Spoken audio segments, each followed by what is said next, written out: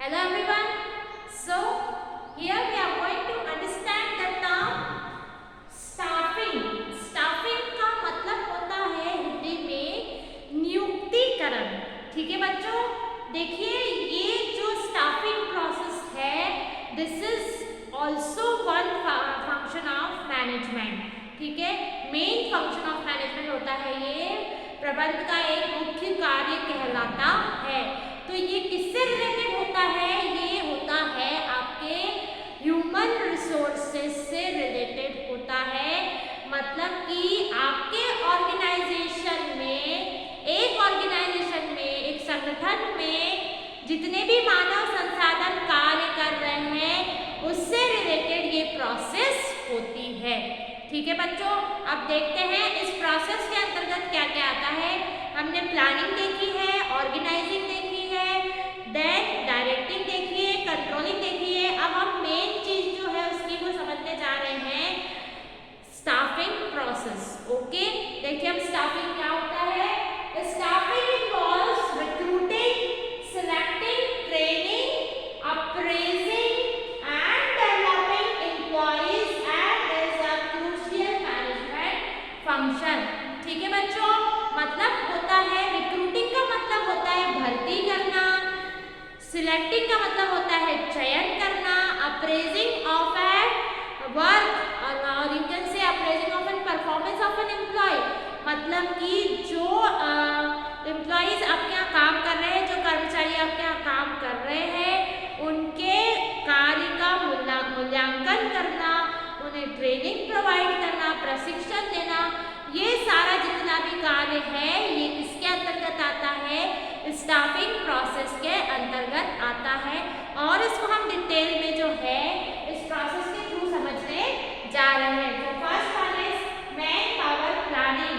एक मैनेजर का सबसे पहला काम क्या होता है स्टाफिंग प्रोसेस के अंतर्गत, कि उसे हमारे ऑर्गेनाइजेशन में कितने लोग काम करने के लिए लगेंगे, सबसे पहले वो मैन पावर उसकी प्लानिंग करना है। ओके, कितने लोग लगेंगे, कैसे कैसे लोग लगेंगे, इन सब की प्लानिंग उसे करना है। ठीक है, देन जॉब एनालिसिस। अब एक ऑर्गेनाइजेशन है, वहां पे हमने एक ऑब्जेक्टिव बनाया कि इस ऑब्जेक्टिव के पीछे हमें जाना है।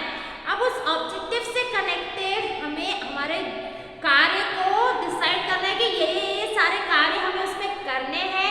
तो इसे हम कह रहे हैं कि हम क्या कर रहे हैं, उसका विश्लेषण कर रहे हैं, एनालिसिस कर रहे हैं कि क्या क्या काम हमें करने हैं, कार्य विश्लेषण हम कर रहे हैं। उसके अंतर्गत आता है job description and job specification. अब हमने क्या क्या कार्य करने हैं वो डिसाइड कर लिया है। अब पर्टिकुलर किसी कार्य में क्या क्या करना है उसकी डिटेल क्या है, तो वो जॉब डिस्क्रिप्शन में हम देख रहे हैं। और जॉब स्पेसिफिकेशन में जैसे कि सपोज कर लीजिए ये कार्य हमें फाइनेंशियल डिपार्टमेंट में करना है, ये कार्य हमें एचआर डिपार्टमेंट में, ये आईटी डिपार्टमेंट, इस प्रकार से हमने जॉब को स्पेसिफाइड कर दिया है। Okay students, now next one is the recruitment and selection. अब मेन काम क्या है स्टाफिंग का, ये काम हो गया, मैन पावर प्लानिंग होगी, क्या क्या काम होना है वो डिसाइड हो गया, किस किस को कैसा कैसा काम हम देंगे फ्यूचर में, ये डिसाइड हो गया। अब हमें डिसाइड करना है, अब हमें प्रोसेस रिक्रूटमेंट और सिलेक्शन की प्रोसेस के थ्रू आगे बढ़ना है। अब रिक्रूटमेंट एंड सिलेक्शन होता क्या है? रिक्रूटमेंट का मतलब होता है भर्ती करना और सिलेक्शन का मतलब होता है चयन करना। ठीक है, अब सपोज कर लीजिए मैं आपको एग्जांपल देने जा रही हूँ। आप जॉब के लिए कहीं जा रहे हैं या आपने न्यूज़पेपर या कहीं वेबसाइट्स पे जॉब रिक्रूटमेंट देखी है कि जॉब मतलब जॉब है कहीं पर कोई कंपनी में और उसके लिए अब आपको अप्लाई करना है। ठीक है, आप कोई कंपनी में अप्लाई करते हो तो सबसे पहले आपको, मैं प्रोसेस बता रही हूँ रिक्रूटमेंट की, सबसे पहले हम आपको ग्रुप डिस्कशन एप्टीट्यूड टेस्ट के लिए बुलाया जाता है। एप्टीट्यूड टेस्ट में एक मतलब ऑब्जेक्टिव टाइप क्वेश्चंस दिए जाते हैं, वो आपको सॉल्व करने रहते हैं। उसमें आपकी एप्टीट्यूड का परीक्षण होता है, एग्जामिनेशन होता है। उसमें आपको आते हैं जनरल नॉलेज के क्वेश्चंस, इंग्लिश के क्वेश्चंस, आपकी कम्युनिकेशन स्किल्स के ऊपर क्वेश्चंस, आपके लॉजिक के ऊपर, आपके रीजनिंग के ऊपर, आपके रिसर्च एप्टीट्यूड्स पर, इन सब पे आपके क्वेश्चंस आते हैं और उसको वो सॉल्व करते हैं। ठीक है, अब उसमें से वो लोग क्या करते हैं, सपोज कर लीजिए एक जॉब के लिए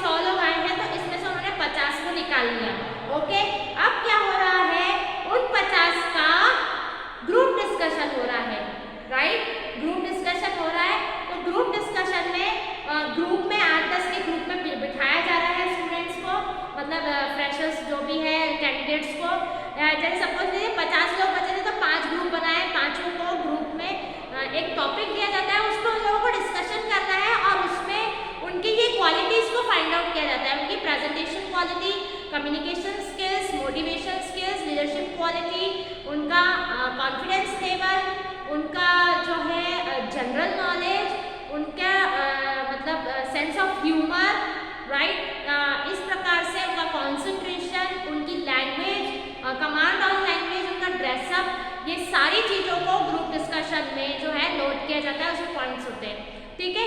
अब इसमें से ग्रुप डिस्कशन में से उन्होंने 50 में से सपोज कर लीजिए 10 को निकाल लिया। अब उनको कितने कैंडिडेट चाहिए? उनको चाहिए 1 कैंडिडेट, ठीक है। तो आप वो लोग क्या लेते हैं? उनका पर्सनल इंटरव्यू लेते हैं और पर्सनल इंटरव्यू के थ्रू जो है वो उन्हें वहाँ से सिलेक्ट करते हैं।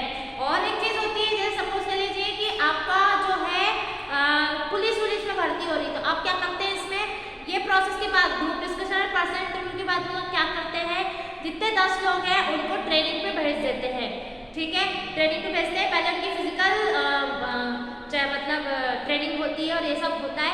फिर उसमें से सपोज अगर 10 के 10 को चुनना है, ऐसी कोई रिक्रूटमेंट है, तो उसमें से फिर वो लोग डिसाइड करते हैं कि किसका कहाँ पे प्लेसमेंट करना है, उनकी ट्रेनिंग के हिसाब से कौन सा कैंडिडेट किसके लायक है। तो उस जैसे हमने जॉब स्पेसिफाई किया था उस हिसाब से उनको अलग अलग जॉब पे स्पेसिफिकेशन मतलब प्लेसमेंट दिया जाता है। So this is recruitment and selection, मतलब हम जो निकालते जा रहे थे दैट मीन्स रिक्रूटमेंट, और जो व्यक्तियों को हमने चुन लिया था उनको सिलेक्शन कहा जाता है, ठीक है।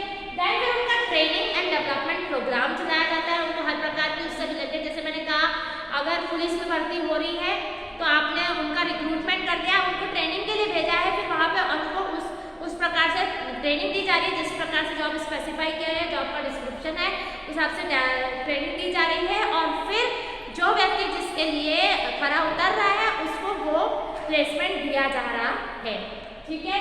देन परफॉर्मेंस अप्रेजल और करियर डेवलपमेंट, उसके बाद क्या होता है, जब व्यक्ति परफॉर्म करने लगता है अपनी जॉब को, तो साल भर उनके जॉब को इवैल्यूएट किया जाता है, अप्रेस किया जाता है।